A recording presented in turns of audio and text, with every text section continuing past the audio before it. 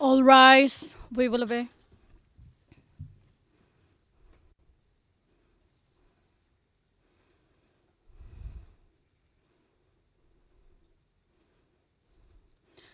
The International Criminal Court is now in session. L'audience de la Cour pénale internationale est ouverte.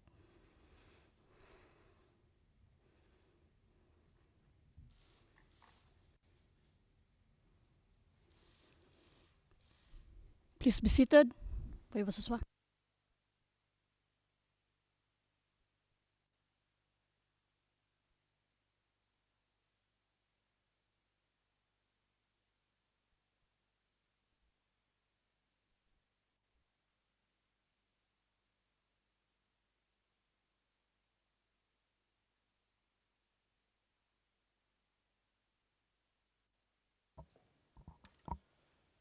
Bonjour,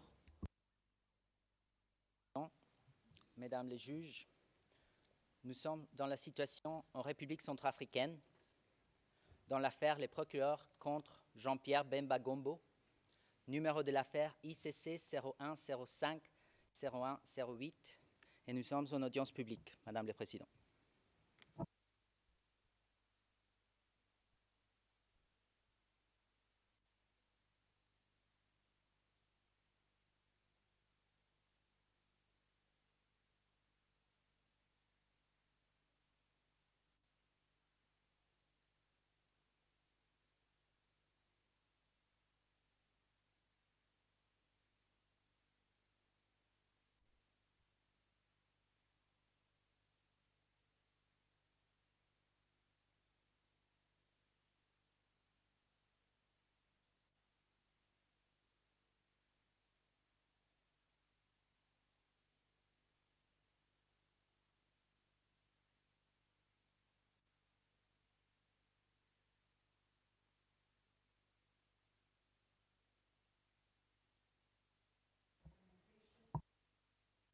Nous n'entendons pas le président. Il y a un problème de micro. Nous n'entendons pas le président.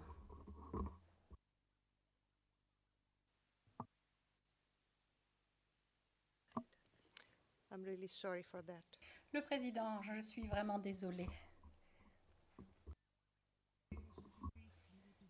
La Chambre souhaitait la bienvenue aux représentants de la République démocratique du Congo, aux représentants des organisations non gouvernementales, aux membres de la famille de M. Bemba, aux membres du corps diplomatique, aux juges, aux fonctionnaires de la Cour et à toutes les personnes présentes dans la galerie du public. La Chambre part de l'hypothèse que, comme toujours, les membres du public présents à la galerie respecteront la Chambre et je les inviterai à éviter de se manifester au cours de cette audience. Je souhaite une chaleureuse bienvenue aux interprètes de la Cour, aux sténotypistes. Et pour commencer, j'aimerais inviter les parties et les participants à cette audience à se présenter. Nous allons commencer par les représentants du bureau du procureur, Madame Fatou Bensouda. Madame Fatou Bensouda, merci Madame le Président, Mesdames les juges. Le bureau du procureur est représenté aujourd'hui par le procureur adjoint James Taylor, Monsieur Jean-Jacques Badibanga, premier substitut du procureur, Monsieur Massimo Scagliotti, substitut du procureur, Eric Iverson, Tyson Zenelli, Thomas Bifoli, Oreja Balaguer, les assistants juridiques suivants, Samuel Baguirre, le gestionnaire de dossier, Sylvie Vindigna, et le conseiller en coopération internationale, M. Abdul Aziz Membaï. Je suis moi-même Madame Fatou Bensouda, procureure. Le président, merci beaucoup Madame Bensouda. Je m'adresse maintenant à l'équipe de la défense, Maître Haynes. Maître Haynes, bonjour Madame le Président. défendant est représenté aujourd'hui par Maître Haynes, moi-même, Maître Kate Jimson, Maître Melinda Taylor, Maître Cécile Lecoll et Natacha Lebindre. Le président, merci beaucoup, Maître Haynes. J'inviterai les représentants légaux des victimes à bien vouloir se présenter, ainsi que leur équipe. Président, je suis moi-même Marie-Edith Douzima Lawson, représentante légale des victimes, assistée de Maître Célestin Nzala, assistant juridique, et de Evelyne Ombeni, case manager, ainsi que Mélanie Liode Vianney, case manager. Je vous remercie. Le président, merci beaucoup, Maître Douzima. Les représentants du greffe.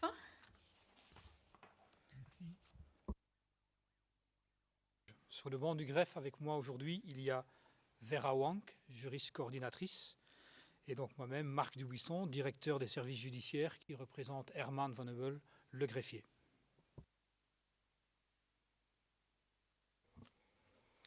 Thank you very much. Le président, merci beaucoup. En matière préliminaire et avant de lire le résumé du jugement, la Chambre va rendre une décision orale brève relative à 2 requêtes en suspens de la défense aux fins d'interjeter appel. La première requête porte sur la requête de la défense aux fins d'interjeter appel, décision sur la requête de la défense aux fins d'une interruption de la procédure et de divulgations ultérieures. Déposée le 14 mars 2016, écrit 3338. Deuxième requête, la requête de la défense aux fins d'interjeter appel de la décision des requêtes de la défense aux fins de divulgations ultérieures, déposée le 15 mars 2016, écriture 3339. L'accusation a répondu aux 2 requêtes, faisant valoir qu'elles devaient être rejetées. Écriture 3341, 3342. Le représentant légal des victimes n'a pas réagi à ces requêtes. Après avoir examiné les observations des parties, la Chambre a conclu que les critères pertinents de l'article 82.1d aux fins d'interjeter appel ne sont pas respectés pour les 2 requêtes. En conséquence, la Chambre rejette les 2 requêtes. Une décision écrite reprenant les motivations sous-tendant la décision de la Chambre sera rendue en temps opportun. Comme vous le savez, nous sommes ici aujourd'hui pour délivrer le résumé du jugement de la Chambre en application de l'article 74 du Statut de Rome, dont je vais maintenant donner lecture. J'aimerais rappeler à tous qu'aujourd'hui, nous avons l'interprétation en français, mais également en lingala et en sango, au bénéfice de la population de la République démocratique du Congo et de la République d'Afrique centrale.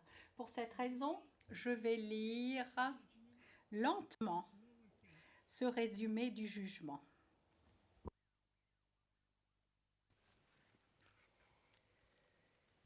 And this is the summary.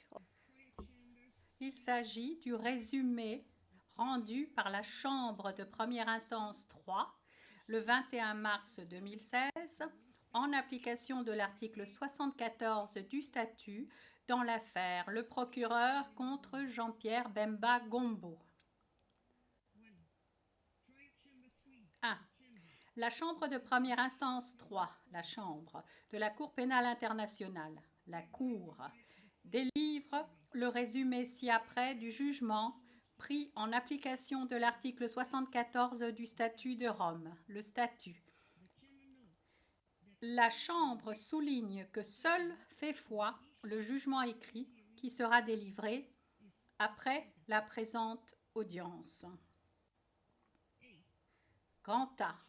Les charges portées contre l'accusé. Le 24 mai 2008, M. Jean-Pierre Bemba Gombo, M. Bemba, a été arrêté par les autorités belges en exécution d'un mandat d'arrêt délivré par la Cour. Et il a été remis à celle-ci le 3 juin 2008. Le 15 juin 2009, la Chambre préliminaire 2 a confirmé l'existence de preuves suffisantes donnant des motifs substantiels de croire que Jean-Pierre Bemba est responsable au sens de l'article 28A du statut des crimes énumérés ci-après qui auraient été commis par les soldats du MLC sur le territoire de la République centrafricaine du 26 octobre 2002 ou vers cette date jusqu'au 15 mars 2003. Meurtre constitutif de crime contre l'humanité, visé à l'article 7.1a du statut. Murder is a war. Meurtre constitutif de crime de guerre, visé à l'article 8.2c I du statut. Viol constitutif de crime contre l'humanité, visé à l'article 7.1g du statut. Viol constitutif de crime de guerre, visé à l'article 8.2e petit 6 du statut. Et pillage constitutif de crime de guerre, visé à l'article 8.2e petit 5 du statut. Case history. Bref rappel de la procédure. À titre de bref rappel de la procédure, la Chambre fera tout d'abord état des phases essentielles du procès et des événements qui ont eu lieu et qui ont eu une incidence notable sur le déroulement de celui-ci. Le procès s'est ouvert le 22 novembre 2010 par les déclarations liminaires des parties et des participants. L'accusé a plaidé non coupable de chacun des 5 chefs. La présentation des éléments de preuve a débuté le 23 novembre 2010 et s'est initialement achevée le 7 avril 2014, conformément à la règle 141.1 du règlement de procédure et de preuve. Le 2 octobre 2014, à la demande de la défense, la Chambre a rouvert la présentation des moyens de preuve aux fins limitées du rappel à la barre d'un témoin. Le témoignage supplémentaire du dit témoin s'est achevé le 24 octobre 2014. L'accusation, la défense et le représentant légal des victimes ont présenté leurs conclusions orales respectives les 12 et 13 novembre 2014. Le 21 septembre 2012, la Chambre a rendu la décision informant les parties et participants que la qualification juridique des faits pouvait être modifiée, conformément à la norme 55.2 du règlement de la Cour. Le 13 décembre 2012, elle a suspendu temporairement les débats afin de permettre à la défense de préparer sa cause à la lumière de cette notification. Le 6 février 2013, elle a levé sa décision de suspension temporaire des débats à la demande de la défense. Au cours de la procédure, la Chambre a délivré par écrit 1219 décisions, ordonnances, notifications et demandes de coopération. Elle a prononcé 277 décisions et ordonnances orales.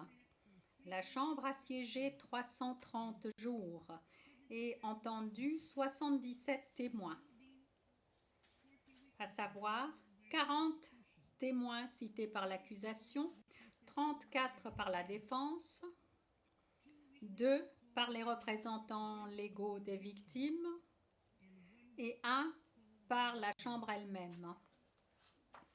En outre, elle a autorisé 3 victimes à exposer leurs vues et préoccupations.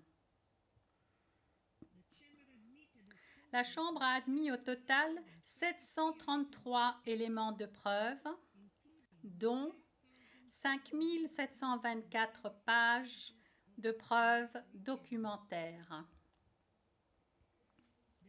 La Chambre relève qu'elle a reconnu à 5229 personnes la qualité de victimes autorisées à participer à la procédure.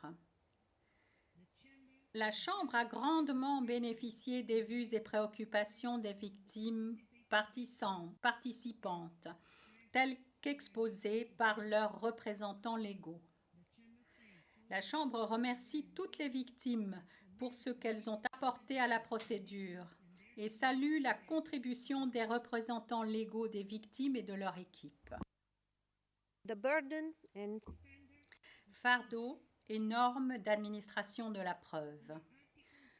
En vertu de l'article 66.1 du statut, l'accusé est présumé innocent jusqu'à ce que sa culpabilité ait été établie.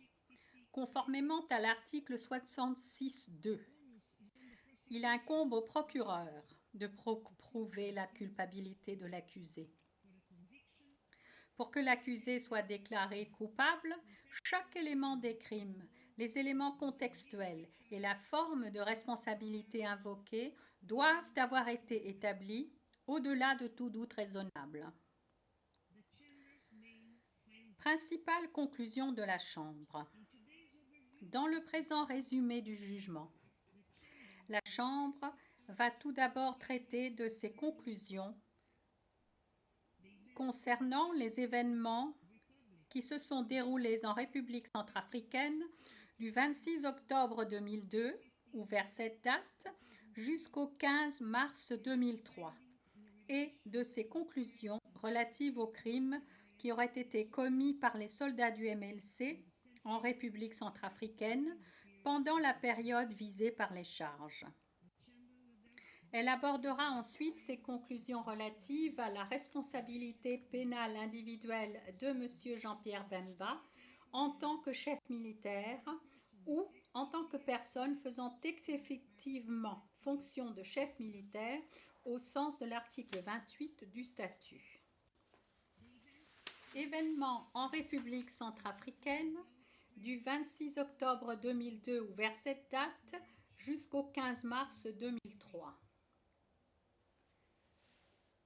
La Chambre a constaté que les forces loyales au général François Bozizé, ancien chef d'état-major des forces armées centrafricaines, FACA, étaient composées de divers anciens soldats des FACA et de ressortissants tchadiens.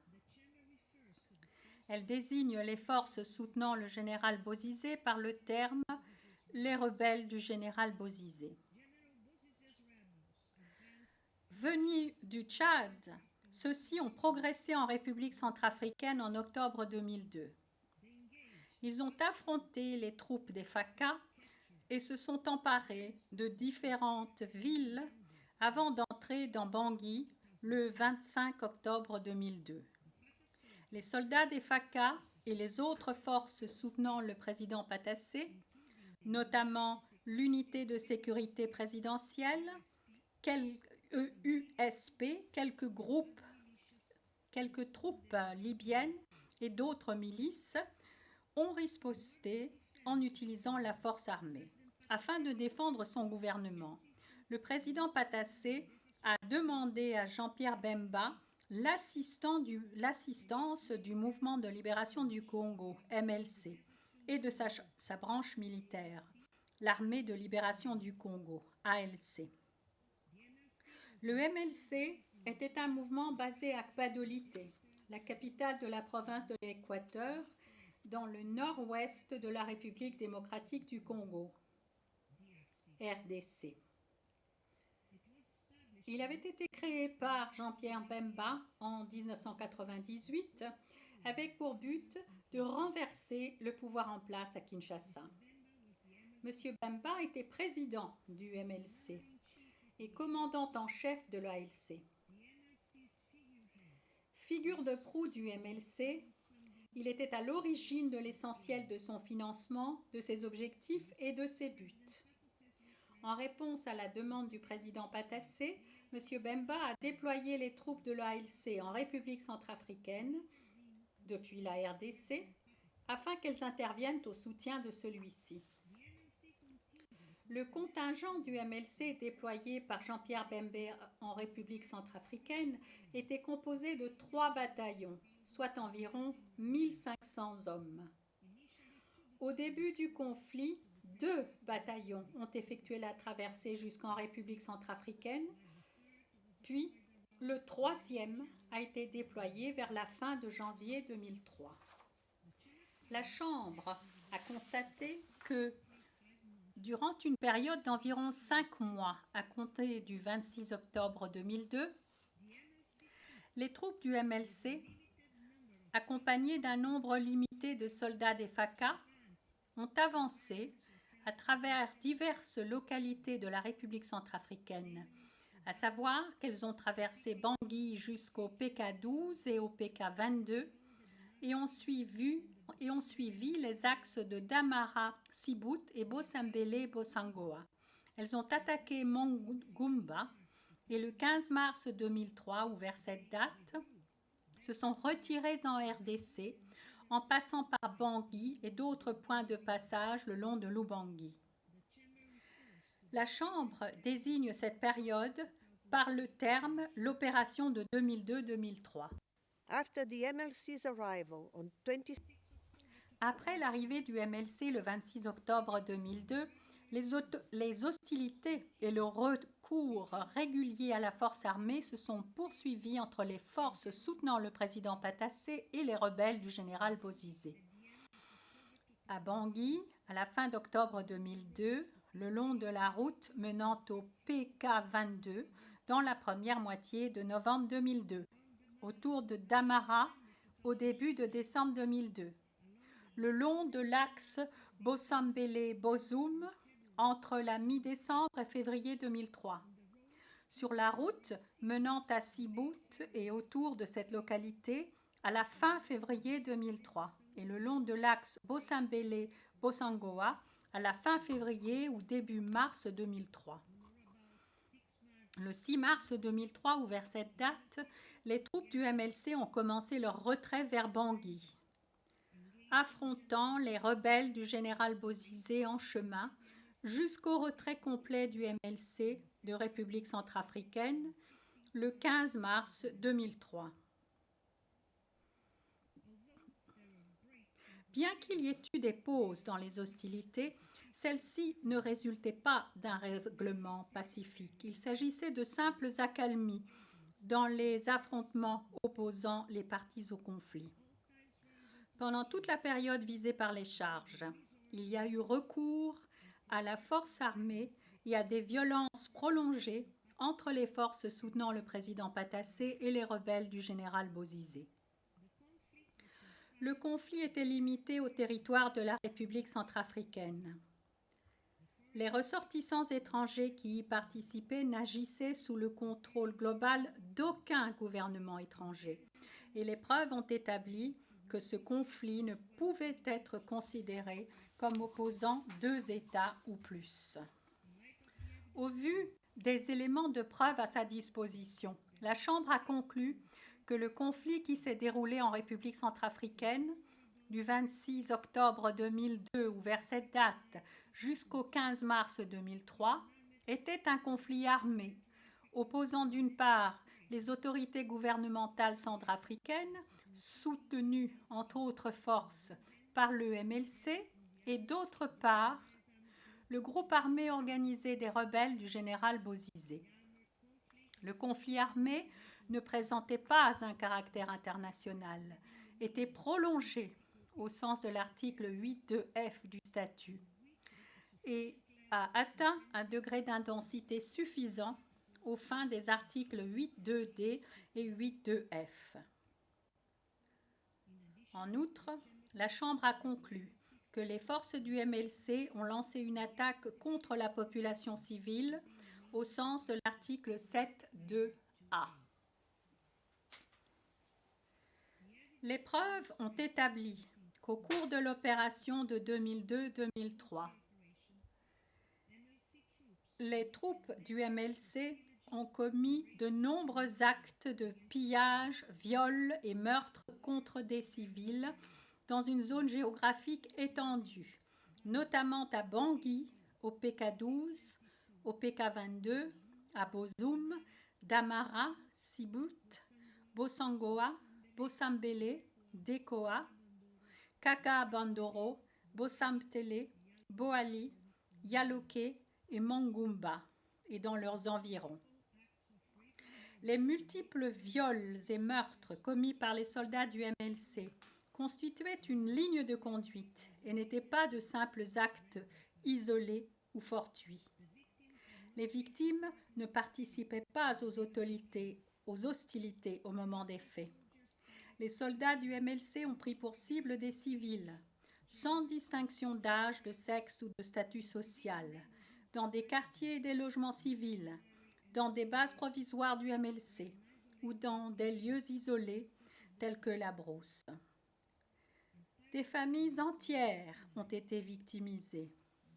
Parmi les victimes figuraient des personnes âgées, des hommes, des femmes et des enfants.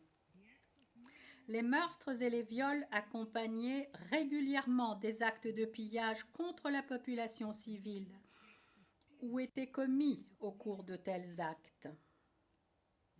La Chambre a conclu que la population civile était la cible première et non pas incidente de l'attaque et que l'attaque était donc dirigée contre la population civile en République centrafricaine.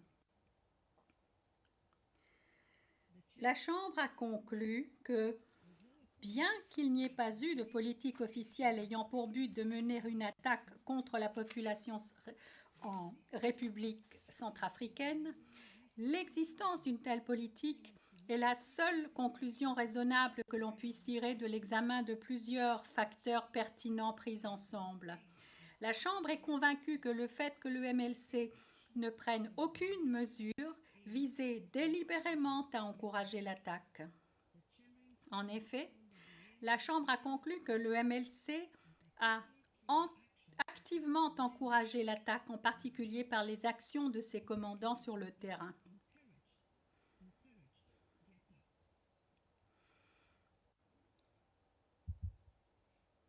La Chambre a conclu que les preuves établissaient l'existence d'une attaque généralisée par des soldats du MLC dirigés contre la population civile centrafricaine tout au long de la période visée par les charges.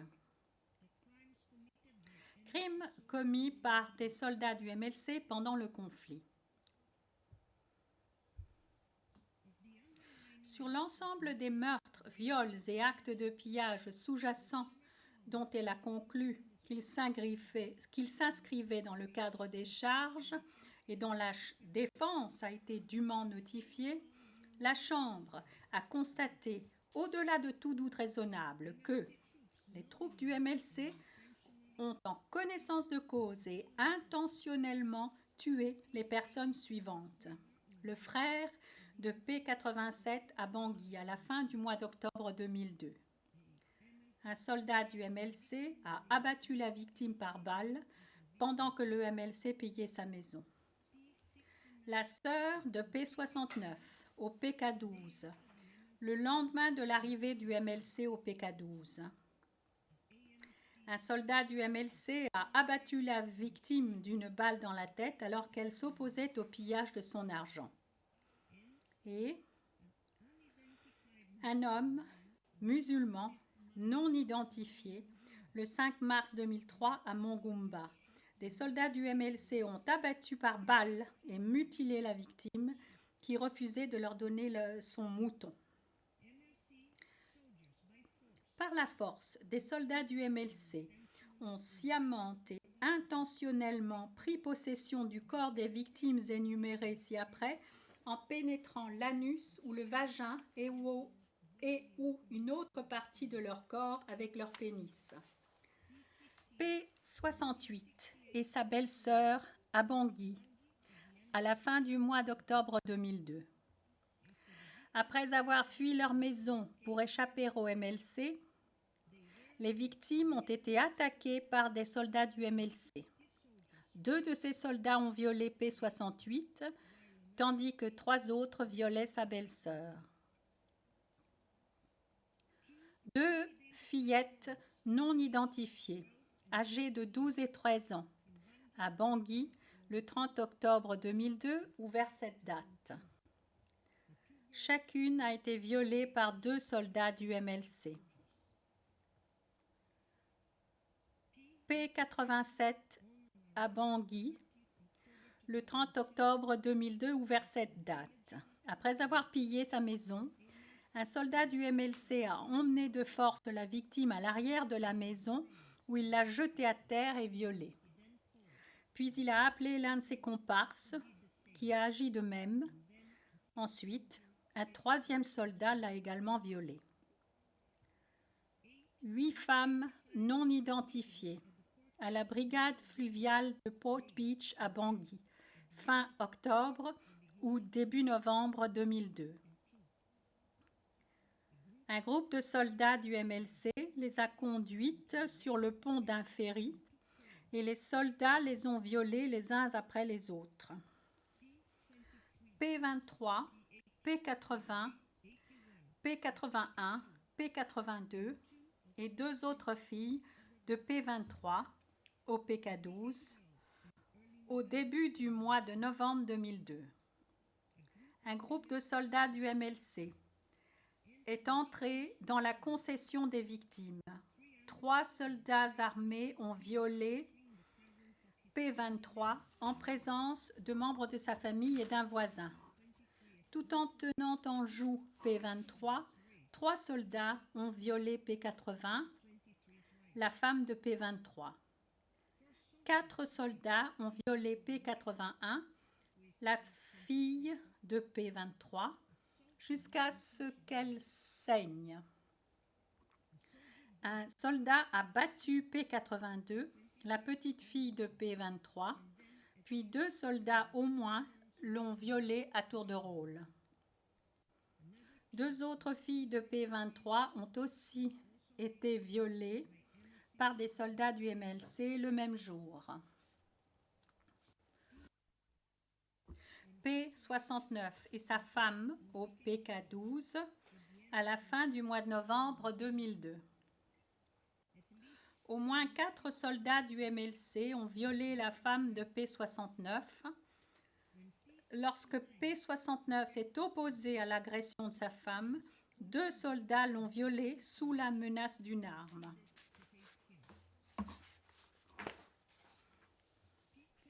P22 au PK12, le 6 ou 7 novembre 2002, ou vers date. Des soldats du MLC ont trouvé la victime alors qu'ils pillaient la maison de son oncle et 3 d'entre eux l'ont violée à tour de rôle. P79 et sa fille, au PK12. Plusieurs jours après l'arrivée du MLC au PK12, pendant qu'un soldat tenait P79 en joue, 2 autres l'ont violé. Au cours de la même attaque, un autre soldat a violé sa fille devant d'autres enfants. La fille de P42 au PK12 vers la fin du mois de novembre 2002. Alors qu'ils pillaient la maison de P42, des soldats du MLC ont conduit sa fille âgée de 10 ans dans un petit abri qui se trouvait derrière sa maison, d'où il a pu l'entendre crier. 2 soldats l'ont violée. Une femme dans la brousse, à l'extérieur du PK22, en novembre 2002. 3 soldats du MLC l'ont attaquée. Comme elle résistait, ils ont arraché ses vêtements, lui ont écarté les jambes et l'ont violée. P29 à Mongumba, le 5 mars 2003. Alors qu'elle se préparait à fuir le MLC, 3 soldats du MLC l'ont forcée à retourner dans sa maison, puis l'ont violée. Et V1 à Mongumba, le 5 mars 2003. Après l'avoir contrainte à leur servir d'interprète, des soldats du MLC ont violé la victime à 2 reprises distinctes. La première fois, 2 soldats l'ont jetée à terre puis violée. La seconde, la victime a été violée par 12 soldats.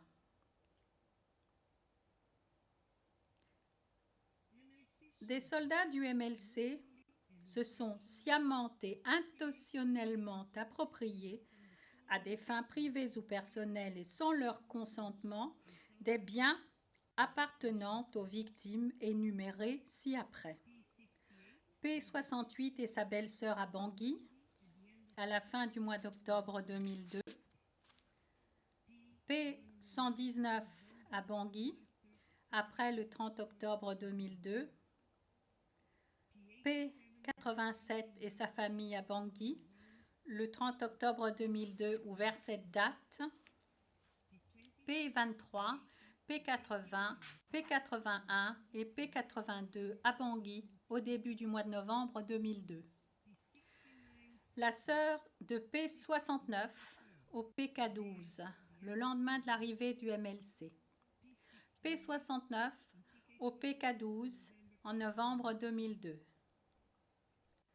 P108 au PK12 pendant que le MLC s'y trouvait. P110 au PK12 le lendemain de l'arrivée du MLC. P112 au PK12 en novembre 2002. P22 et son oncle au PK12 le 6 ou 7 novembre 2002 ou vers ces dates. P79 et son frère au PK12 pendant plusieurs jours après l'arrivée du MLC. P73 au PK12 à la fin du mois de novembre 2002. P42 et sa famille au PK12 à la fin du mois de novembre 2002. P75 dans la brousse à l'extérieur du PK22 en novembre 2002.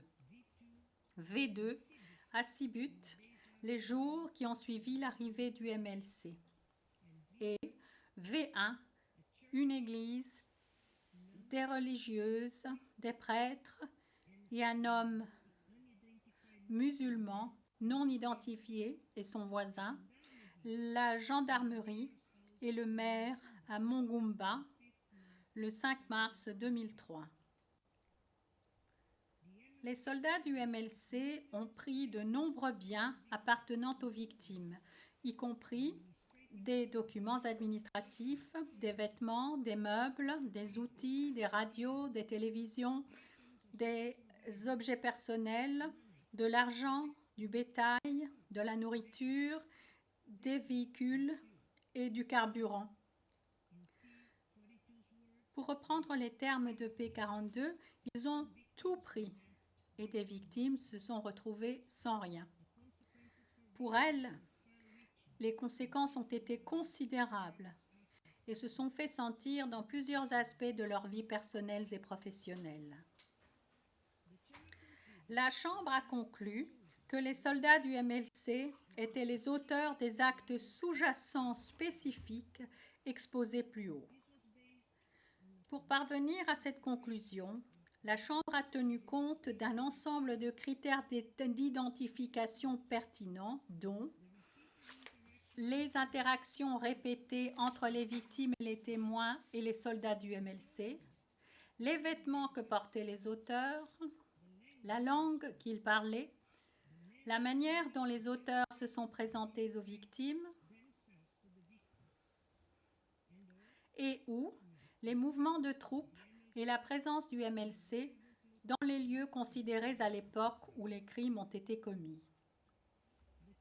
La Chambre est convaincue que les actes sous-jacents spécifiques mentionnés plus haut ne représentent qu'une partie de l'ensemble des crimes commis par les forces du MLC sur le territoire de la République centrafricaine au cours de l'opération de 2002-2003. Des soldats du MLC commettaient des meurtres, des viols et des actes de pillage contre des civils centrafricains après leur arrivée dans une région donnée dans le contexte du conflit armé qui opposait les forces loyales au président Patassé et les rebelles du général Bozizé. Murder, rape, and Les meurtres, viols et actes de pillage commis concordent avec les preuves d'un mode opératoire employé par les soldats du MLC en République centrafricaine, et ce pendant toute l'opération de 2002-2003. Quand les rebelles du général Bozizé avaient quitté un secteur, les soldats du MLC le ratissaient, maison par maison, à la recherche de rebelles restants, violant des civils, pillant leurs biens et, dans certains cas, tuant ceux qui leur résistaient. Souvent, les meurtres, viols ou actes de pillage étaient commis par plusieurs auteurs.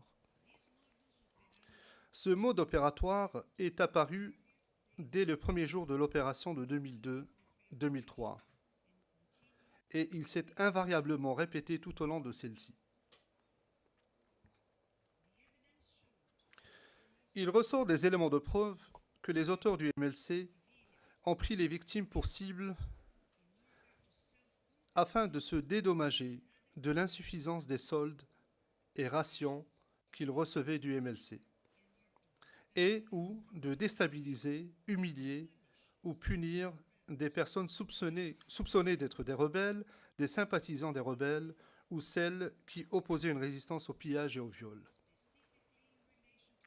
S'agissant plus spécifiquement des crimes commis pendant l'attaque contre Mongumba, la Chambre a constaté que l'attaque avait été menée en guise de punition et de représailles pour la saisie de biens prétendument pillés que les soldats du MLC rapportaient par bateau en RDC. La Chambre a conclu que le conflit armé avait joué un rôle majeur dans la décision des soldats du MLC de commettre les crimes, dans leur capacité de les commettre, ainsi que dans la manière dont ils les avaient commis.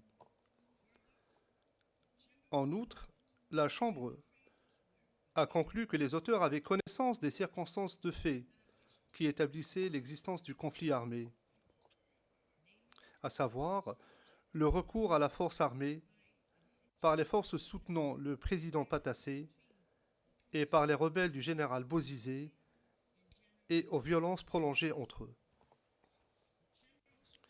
La Chambre a également conclu que les meurtres et viols sous-jacents ont été commis par les soldats du MLC, et ce dans le cadre d'une attaque lancée contre la population civile en République centrafricaine dans le contexte de l'opération de 2002-2003. De plus, la Chambre a conclu que les auteurs avaient connaissance de cette attaque et qu'ils savaient que leur comportement s'inscrivait dans le cadre d'une attaque généralisée dirigée contre la population civile ou entendaient qu'il en fasse partie. La Chambre a donc conclu, au-delà de tout doute raisonnable, que les soldats du MLC ont commis les crimes de meurtre, de viol et de pillage constitutifs de crimes de guerre au sens des articles 8.2 c petit i, 8.2 e petit 6 et 8.2 e petit 5 du statut. Et les crimes de meurtre et de viol constitutifs de crimes contre l'humanité au sens des articles 7.1a et 7.1g du statut. S'agissant de la responsabilité de Jean-Pierre Bemba au sens de l'article 28A du statut.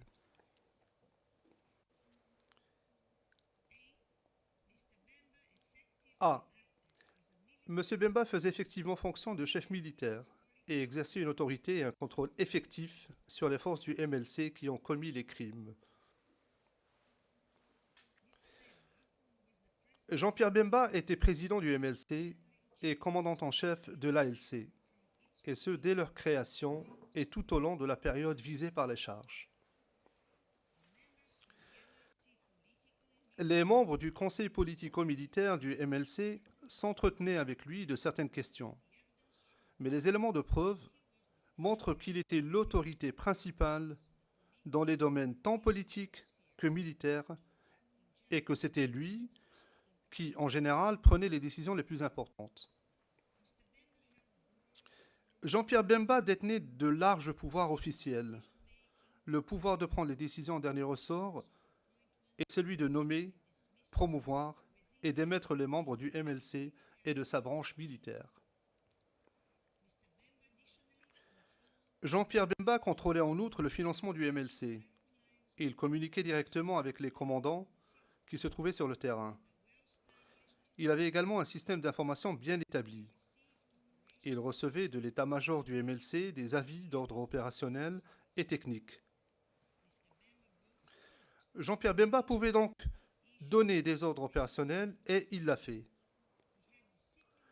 Il jouissait de pouvoirs disciplinaires sur les membres du MLC, y compris celui d'ouvrir des enquêtes et d'instituer des cours martiales. Et il pouvait également déployer des troupes en République centrafricaine ou les en retirer. Les forces du MLC, y compris le contingent qui se trouvait en République centrafricaine, ont communiqué et coopéré avec les autorités centrafricaines tout au long de l'opération de 2002-2003. Toutefois, la Chambre a constaté que les troupes du MLC n'avaient pas été resubordonnées à la hiérarchie militaire centrafricaine, ce qui aurait signifié que Jean-Pierre Bemba n'avait plus autorité sur le contingent du MLC en République centrafricaine. Le dossier des preuves dans son intégralité montre que Jean-Pierre Bemba a exercé un contrôle effectif sur le contingent du MLC en République centrafricaine tout au long de la période considérée. Jean-Pierre Bemba a ordonné le déploiement initial des troupes du MLC en République centrafricaine, notamment en choisissant les unités et les commandants à déployer en consultation avec l'état-major du MLC. Une fois ces troupes déployées, Jean-Pierre Bemba est resté en contact régulier et direct avec les commandants de haut rang sur le terrain au sujet de l'état des opérations. De même qu'il a reçu de nombreux rapports détaillés sur ces opérations, ainsi que des rapports de renseignement. De plus, la hiérarchie du MLC en RDC, sous le contrôle de Jean-Pierre Bemba, a continué de fournir un soutien logistique et des équipements aux troupes du MLC en République centrafricaine. La Chambre a constaté que Jean-Pierre Bemba donnait directement des ordres opérationnels. Ceux-ci étaient transmis et exécutés par le colonel Mustapha Moukiza, le plus haut gradé du MLC en République centrafricaine, au cours de l'opération de 2002-2003, et le plus haut placé à l'échelon des brigades. En outre, la Chambre a constaté que Jean-Pierre Bemba détenait à titre principal le pouvoir disciplinaire sur les troupes du MLC en République centrafricaine, ce qui se traduisait notamment par le pouvoir d'établir des commissions d'enquête, de faire procéder à des arrestations et de convoquer des cours martiales. Le code de conduite de l'ALC s'est également appliqué au contingent du MLC en République centrafricaine tout au long de l'opération de 2002-2003. Jean-Pierre Bemba détenait aussi le pouvoir et l'autorité nécessaires pour ordonner le retrait des troupes du MLC se trouvant en République centrafricaine. Dès qu'il a effectivement donné l'ordre de retrait, la décision a été exécutée.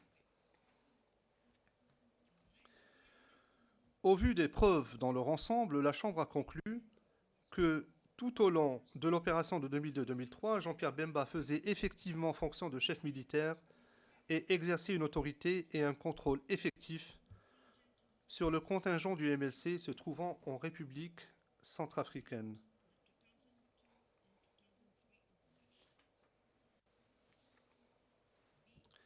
B. Jean-Pierre Bemba savait que les forces du MLC commettaient ou allaient commettre des crimes.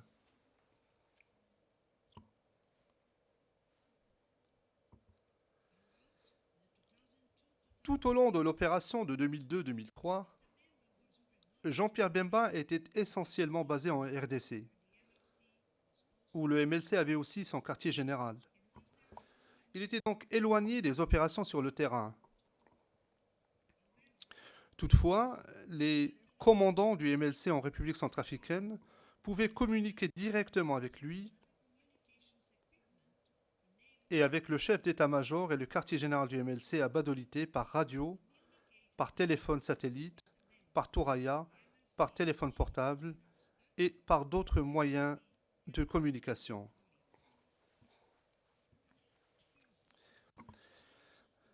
Par ces moyens, et ce tout au long de l'opération de 2002-2003, Jean-Pierre Bemba et le colonel Mustapha ont communiqué entre eux de manière régulière et directe. Le colonel Mustapha faisant rapport au premier sur l'état des opérations et la situation sur le terrain. D'autres responsables du MLC en République centrafricaine étaient aussi en relation directe avec Jean-Pierre Bemba par radio ou par Touraya. Outre leur communication directe avec Jean-Pierre Bemba, le colonel Mustapha et d'autres commandants se trouvant en République centrafricaine étaient en relation directe avec le chef d'état-major du MLC, qui transmettait à Jean-Pierre Bemba les informations qu'il recevait. De même, les messages envoyés par les commandants du MLC en République centrafricaine par l'intermédiaire du centre de transmission du MLC à Badolité étaient consignés dans des registres qui étaient ensuite remis à Jean-Pierre Bemba. Les services de renseignement civil et militaire fournissaient par ailleurs à Jean-Pierre Bemba, directement ou par l'intermédiaire de l'état-major, des informations sur la situation concernant les combats, les positions des troupes, la politique et les allégations de crimes. Ces rapports de renseignement faisaient état d'actes divers commis par les Banyamulenge ou les troupes du MLC, notamment le vol, le pillage, le viol, le meurtre de civils, le harcèlement et le transport de biens pillés dans des camions pour le colonel Mustapha, expédiés en RDC via Zongo et Libenge.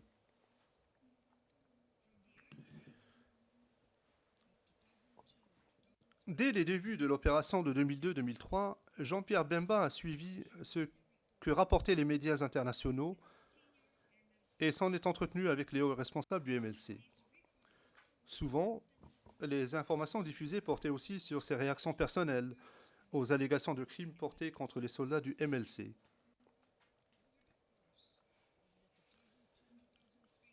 Tout au long de l'opération de 2002-2003, les médias locaux et internationaux et d'autres sources ont rapporté de nombreuses allégations de viols, actes de pillage et meurtres qui auraient été commis par des soldats du MLC en République centrafricaine, notamment à Bangui, au PK12, au PK22, à Bozoum, à Damara, Sibout, Bossangwa, Bossembele, Dekoa, Kagabandoro, Bossentele, Boali, Yaloke et Mongumba et dans leurs environs. Jean-Pierre Bemba est allé en République centrafricaine à différentes reprises. Dès novembre 2002, ayant entendu dire que des soldats du MLC commettaient des crimes, Jean-Pierre Bemba s'est rendu en République centrafricaine où il a rencontré le représentant de l'ONU dans ce pays, le général Cissé et le président Patassé. Il s'y est adressé aux troupes du MLC ainsi qu'à des civils centrafricains au PK12. Au cours du discours qu'il a prononcé au PK12, Jean-Pierre Bemba a parlé du comportement des troupes du MLC, des vols qu'ils commettaient et du fait qu'ils brutalisaient la population civile centrafricaine. Plusieurs mesures prises par Jean-Pierre Bemba relativement aux allégations de crimes portés à l'encontre des soldats du MLC démontrent, elles aussi, que celui-ci avait connaissance de ces allégations. L'enquête menée par Mandanga a été diligentée pour enquêter sur celle-ci. Elle a mis au jour des informations relatives à des actes de pillage et des viols commis dans les premiers jours de l'opération de 2002-2003 et attribués à des soldats du MLC. Au cours du procès en cour martiale des soldats qui avaient fait l'objet de l'enquête, procès qui s'est tenu à Badolité et qui a été retransmis, Jean-Pierre Bemba a continué à être informé de nouvelles allégations d'actes de pillage commis par des soldats du MLC. De même, la commission d'enquête de Zongo a été envoyée dans cette localité de la RDC afin de recueillir des informations au sujet d'allégations selon lesquelles des biens pillés en République centrafricaine entraient en RDC par Zongo. Le rapport de la commission d'enquête de Zongo a indiqué que des actes de pillage avaient été commis par des soldats du MLC au cours de l'opération de 2002-2003 et que les biens pillés avaient été transportés de la République centrafricaine en RDC. En janvier 2003, dans sa correspondance avec le général Cissé, Jean-Pierre Bemba a mentionné des allégations relatives à des crimes commis par les soldats du MLC en République centrafricaine. En outre, un rapport de la Fédération internationale des ligues des droits de l'homme, le rapport de la FIDH, portant sur une mission d'enquête à Bangui a été publié le 13 février 2003.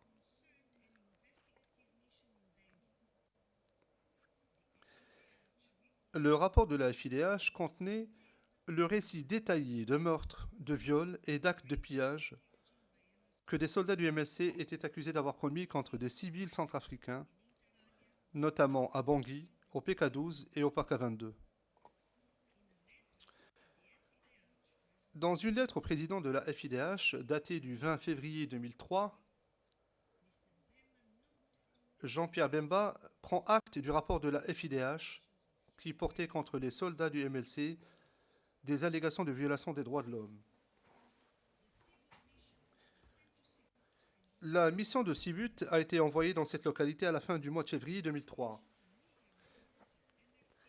Les médias accusant le MLC de se livrer à des exactions contre la population civile de Sibut et Bozoum.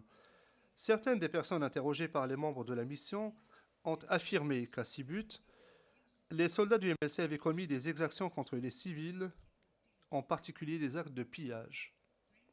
Enfin, en mars 2003, Jean-Pierre Bemba avait connaissance de l'attaque punitive visant la localité de Mongumba, où seuls des civils étaient présents à ce moment-là.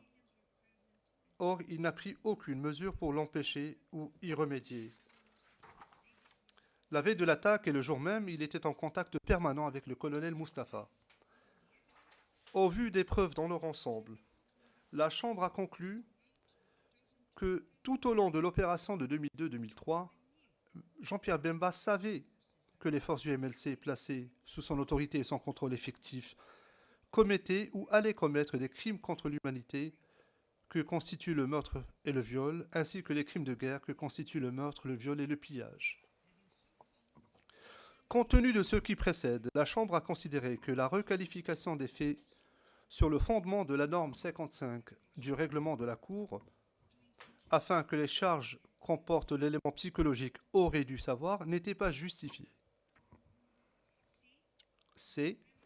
Jean-Pierre Bemba n'a pas pris toutes les mesures nécessaires et raisonnables pour empêcher ou réprimer l'exécution de crimes ou pour en référer aux autorités compétentes aux fins d'enquête et de poursuite.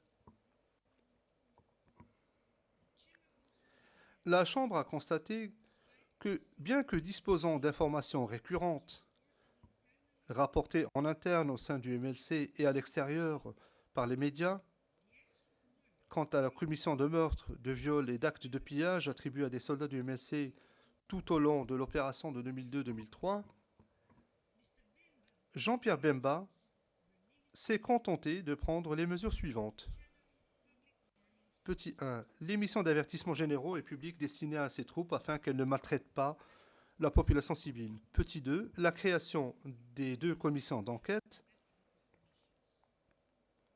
Petit 3. La traduction en cour martiale à badolité de 7 soldats de grade subalterne pour des chefs de pillage de biens d'une valeur limitée. Et petit 4. L'envoi d'une mission à Sibut sans qu'il s'agisse d'une enquête pour autant.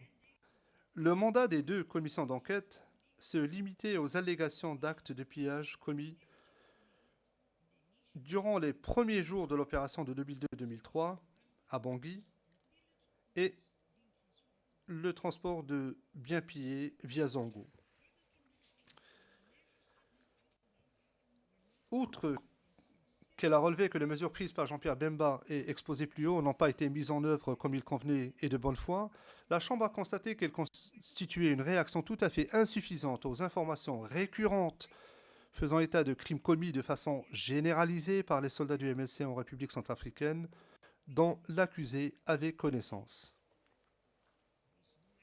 Rien ne prouve que Jean-Pierre Bemba ait pris de quelconque mesure lorsqu'il a été informé par des sources internes comme les services de renseignement du MLC par exemple, ou par les pistes découvertes dans le cadre de l'enquête Mandonga, la commission de Zongo ou la mission de Sibut que des soldats du MLC commettaient des crimes.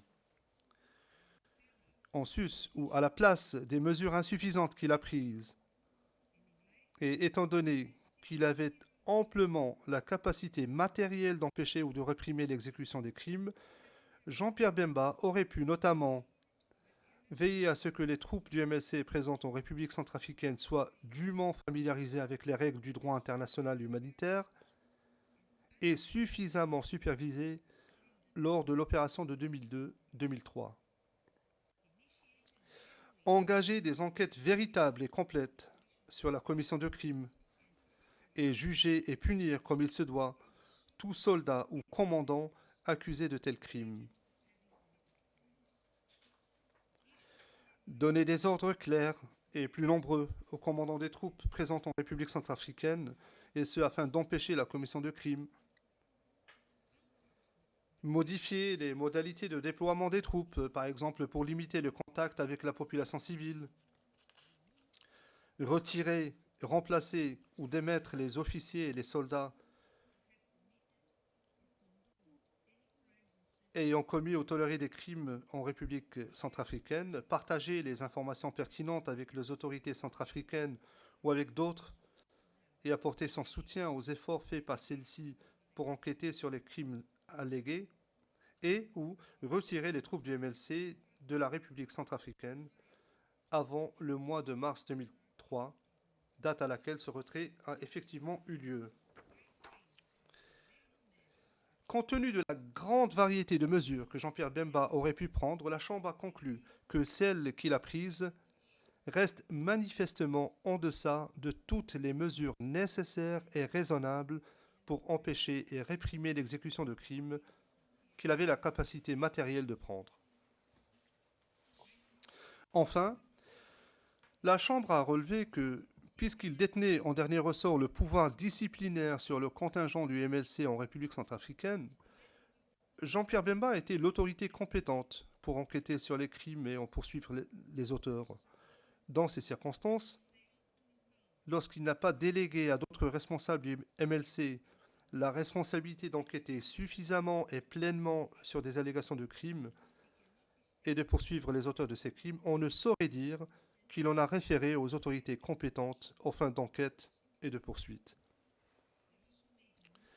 Il n'a pas non plus fait d'efforts pour en référer aux autorités centrafricaines, ni pour coopérer utilement avec les initiatives menées à l'échelon international pour enquêter sur ces crimes, et ce, malgré les engagements pris en ce sens, en particulier dans la correspondance avec le général Cissé et le président de la FIDH. Par conséquent, au vu des considérations qui précèdent et des éléments de preuve dans leur ensemble, la Chambre a conclu que Jean-Pierre Bemba n'avait pas pris toutes les mesures nécessaires et raisonnables pour empêcher ou réprimer l'exécution de crimes par ses subordonnés lors de l'opération de 2002-2003 ou pour en référer aux autorités compétentes. D. En raison du fait que Jean-Pierre Bemba n'a pas exercé le contrôle qui convenait sur les forces du MLC, en dépit du fait qu'il détenait l'autorité et le contrôle effectif sur l'ALC, y compris le pouvoir en matière disciplinaire, Jean-Pierre Bemba n'a pris aucune mesure pour remédier aux carences de formation des troupes, soit avant leur déploiement, soit en réponse aux rapports récurrents qui faisaient état de crimes dès les premiers jours de l'opération de 2002-2003. En outre, le fait qu'il n'a pas pris toutes les mesures nécessaires et raisonnables pour empêcher réprimer l'exécution de crimes et pour en référer aux autorités compétentes, démontre qu'il n'a pas exercé le contrôle qui convenait sur les forces déployées en République centrafricaine. La Chambre a conclu que, comme le prouvent les mesures qu'il a prises en réponse à des allégations de crimes, notamment commis sur le territoire de République centrafricaine au milieu de l'opération de 2002-2003, et malgré le fait qu'il se trouvait dans un endroit éloigné, Jean-Pierre Bemba avait l'autorité et la capacité nécessaires pour prendre des mesures afin d'empêcher et de réprimer l'exécution de crimes. De telles mesures auraient prévenu la commission de crimes et, de façon générale, auraient diminué, pour ne pas dire éliminé, le climat d'assentiment inévitable lorsque des troupes ne sont pas suffisamment formées, reçoivent des ordres qui ne sont pas clairs et ou voient leur commandant commettre des crimes ou y collaborer, qui a entouré et facilité la commission des crimes lors de l'opération de 2002-2003. Les manquements de Jean-Pierre Bemba à cet égard ont contribué directement à ce que l'exécution des crimes se poursuive et à ce que d'autres crimes soient commis. La Chambre a conclu que les meurtres et viols constitutifs de crimes contre l'humanité et les meurtres, viols et actes de pillage constitutifs de crimes de guerre qui ont été commis par les forces du MLC lors de l'opération de 2002-2003 découlent du fait que Jean-Pierre Bemba n'a pas exercé le contrôle qui convenait sur ces troupes. Au vu de ces éléments, des éléments de preuve analysés dans leur ensemble, la Chambre a conclu, au-delà de tout doute raisonnable, que Jean-Pierre Bemba est pénalement responsable, au sens de l'article 28A, des crimes contre l'humanité que constituent le meurtre et le viol, et des crimes de guerre que constituent le meurtre, le viol et le pillage, lesquels ont été commis sur le territoire de République centrafricaine par les forces du MLC au cours de l'opération de 2002-2003. Bien que les juges Steiner et Ozaki joignent au jugement des opinions individuelles sur des questions de droit ponctuelles, la Chambre a néanmoins pris sa décision à l'unanimité. Pour les motifs exposés dans le jugement rendu aujourd'hui, et en se fondant conformément à l'article 74.2 du statut, sur les preuves produites et examinées au procès, statuer sur l'ensemble des procédures. La Chambre déclare Jean-Pierre Bemba Gombo coupable en tant que personne faisant effectivement fonction de chef militaire au sens de l'article 28A du statut des crimes suivants. Meurtre en tant que crime contre l'humanité visé à l'article 7.1a du statut. Meurtre en tant que crime... Pardon, je me reprends. Meurtre en tant que crime contre l'humanité visé à l'article 7.1a du statut. Meurtre en tant que crime de guerre visé à l'article 8.2c petit 1 du statut. Viol en tant que crime contre l'humanité visé à l'article 7.1g du statut. Viol en tant que crime de guerre visé à l'article 8.2e petit 6 du statut. Et pillage en tant que crime de guerre visé à l'article 8.2e petit 5 du statut. En conséquence de quoi, la Chambre décide que Jean-Pierre Bemba Gombo restera en détention jusqu'à ce qu'il soit statué sur la peine et ordonne à l'unité de l'aide aux victimes et aux témoins de prendre toutes les mesures nécessaires pour assurer la protection des victimes et des témoins en application de l'article 68 du statut.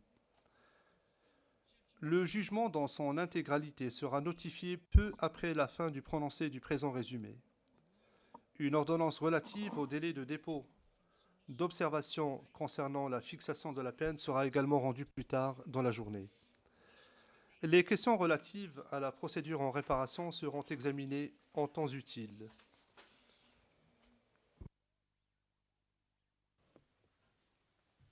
With that, the chamber concludes. Ainsi s'achève donc la lecture du résumé du jugement en application de l'article 74 du statut. La Chambre aimerait remercier tous ceux et celles qui sont présents aujourd'hui. La Chambre souhaiterait également remercier tout le personnel du greffe, y compris les greffiers d'audience, les interprètes, les sténotypistes, ainsi que tout le personnel dévoué du greffe qui nous a aidés aujourd'hui et qui nous a permis de mener à bien tout ce procès. La Chambre voudrait également remercier tous nos assistants et nos collaborateurs qui nous ont aidés tout au long de la procédure, nos conseillers juridiques, nos juristes adjoints qui sont ici présents aujourd'hui, notre assistant ainsi que nos stagiaires et les professionnels qui ont apporté une contribution très importante au travail de la Chambre tout au long de ce procès. L'audience est levée. All rise. We will